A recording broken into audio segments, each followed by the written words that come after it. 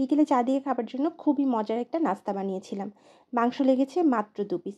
খেতে অনেক বেশি মজার ছিল আর অনেক ক্রিস্পিও কিন্তু ছিল।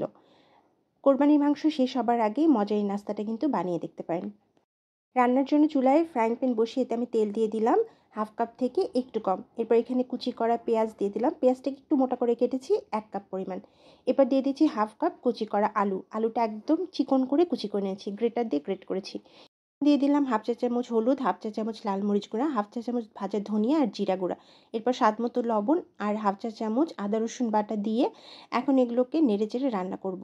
চুলা কিন্তু বাড়িয়ে দিয়ে রান্নাটা করেছি। একটু ভাজা ভাজা হলে আর আলুটা সেদ্ধ হলে আমি এখানে মাংস দিয়ে দিচ্ছি। এই মাংসটা শুধুমাত্র হলুদ আর লবণ দিয়ে সেদ্ধ করে তারপর থেতো করে আঁশ ছাড়িয়ে নিয়ে এর মধ্যে দিয়ে দিলাম। এখন অনবরত নেড়েচে এটাকে একদম ভাজা ভাজা করে নেব। সবশেষে এখানে আমি মাংসের মশলা 1/2 চা চামচ আর কাঁচামরিচ কুচি দিয়ে দিলাম 3 থেকে 4টা। এখন যেটা করব, চুলা বাড়িয়ে দিয়ে অনবরত নেড়েচেড়ে এটাকে একদম এরকম ভাজা ভাজা এবং ঝরঝরে করে নেব। ঠিক এরকম ডিপ কালার হয়ে আসলে নামিয়ে নিতে হবে। একটু ভাজা ভাজা শুকনো করে নামাতে হবে, এতে করে স্ন্যাক্সটা অনেক বেশি ক্রিস্পি হবে। এখন আটাটা মাখিয়ে নেবে। এর জন্য আমি এখানে 1 কাপ আটা নিয়ে নিচ্ছি। আর দিয়ে দিচ্ছি 1/2 চা চামচ লবণ, 1 চা চামচ চিনি আর দিয়ে দিচ্ছি 1 টেবিল চামচ সয়াবিন তেল। আর এখানে কুসুম গরম পানি নিয়েছি পুরো খামিরটাকে মাখিয়ে নেওয়ার জন্য। এখন যেটা করব, শুকনো উপকরণগুলো তেলের সাথে ভালোভাবে মিক্স করে নেব। আটাগুলো যেন তেলের সাথে ভালোভাবে মাখিয়ে নেওয়া হয়ে যায়। এরপর এইভাবে হাতে নিয়ে একটু চাপ দিয়ে দেখব যে দলা পাকিয়ে যাচ্ছে কিনা। যদি এরকম দলা পাকিয়ে যায় তাহলে বুঝতে হবে খামিরটা একদম পারফেক্ট হয়েছে। এখন এখানে কুসুম গরম পানি অল্প পরিমাণে দিয়ে সফট এরকম একটা ডো বানিয়ে নিলাম। রুটির আটার মতো অনেক বেশি সফট করব না, একটু হালকা শক্ত থাকবে এরকম সফট করে নিয়ে মাখিয়ে রেখে এটাকে রেস্টে রেখেছি 10 মিনিটের মতো।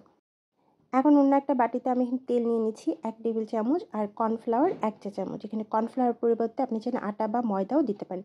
তেলের সাথে খুব ভালোভাবে মিক্সড করে নিয়ে এলাম। এখন আমরা রুটিগুলো বেলে নেব। বানিয়ে রাখা ডো থেকে আমি এখানে 4টা ছোট ছোট লাচি কেটে নেব। 1 কাপ থেকে 4টা ছোট লাচি করলে অনেক, আপনি 4টার মতো রুটি বানাতে পারবেন। সবগুলো এক সাইজ করে লাচি কেটে নিলাম। এখন এখান থেকে একটা করে লাচি নিয়ে আমি পাতলা করে রুটি বেলে নেব। রুটি বেলার আগে সামান্য একটু ময়দা ছিটিয়ে দিয়ে এখন আমি রুটিটাকে একদম পাতলা করে বেলে নেব।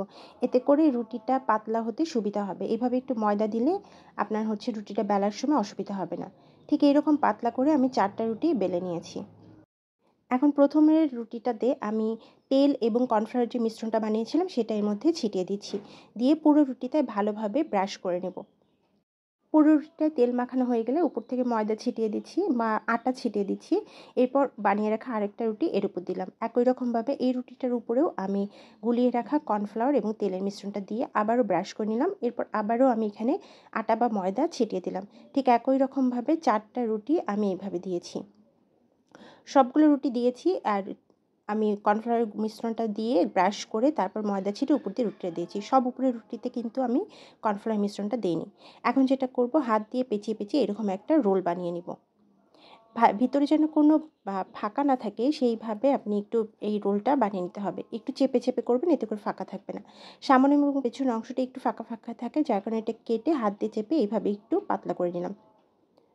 আর মাঝখানের অংশগুলো কিন্তু ঠিক এরকম বন্ধ থাকবে, ফাঁকা থাকবে না। এইভাবে সবগুলো কেটে নিলাম। 1 ইঞ্চি পরিমাণ মোটা করে কেটেছি, এতে করে আমার নাস্তাটা বানাতে সুবিধা হবে। অনেক বেশি পাতলা করলে বেলতে গেলে আরও পাতলা হয়ে যাবে, তখন ছিঁড়ে যাবে। একটু মোটা করে করবেন, তাহলে ছিঁড়বে না।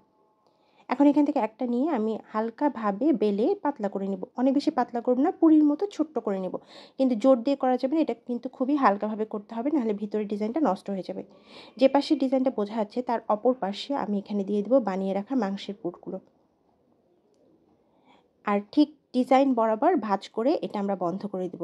কুলি পিঠার মতো করে মুখটা হাত দিয়ে চেপে চেপে বন্ধ করে দিলাম। এইভাবেই সবগুলো পিঠাই আমি বানিয়ে নিয়েছি। ভাজার জন্য আগে থেকে ফ্রাইং প্যানে আমি একটু বেশি পরিমাণে তেল দিয়ে হালকাভাবে গরম করেছি। অনেক বেশি গরম করিনি। তেলটা কিছুটা ভালোভাবে গরম হয়ে গেলে এখন এর মধ্যে একটা একটা করে পিঠা দিয়ে এইভাবে তেল ছিটিয়ে ভাজতে হবে। অনেক বেশি গরম তেলে দিবেন না, এতে করে কিন্তু পিঠার ডিজাইনটা ভিতর থেকে খুলে যাবে, ভিতরের মাংসটা পুড়ে যাবে। যার কারণে তেলটা একটু ভালোভাবে গরম করে নিয়ে তবে এর মধ্যে দিয়ে আর এইভাবে তেল ছিটিয়ে ছিটিয়ে ভাজবেন। দুপাশেই যখন ডিপ ব্রাউন কালার হবে তখন পিঠাগুলো ভাজা হয়ে যাবে। একটু সময় ধরে ভাজবেন, এতে করে অনেকটাই ক্রিস্পি হবে। কুরবানির মাংস শেষ হবার আগে কিন্তু বানিয়ে নিতে পারেন মজার এই পিঠাটি। আল্লাহ হাফেজ।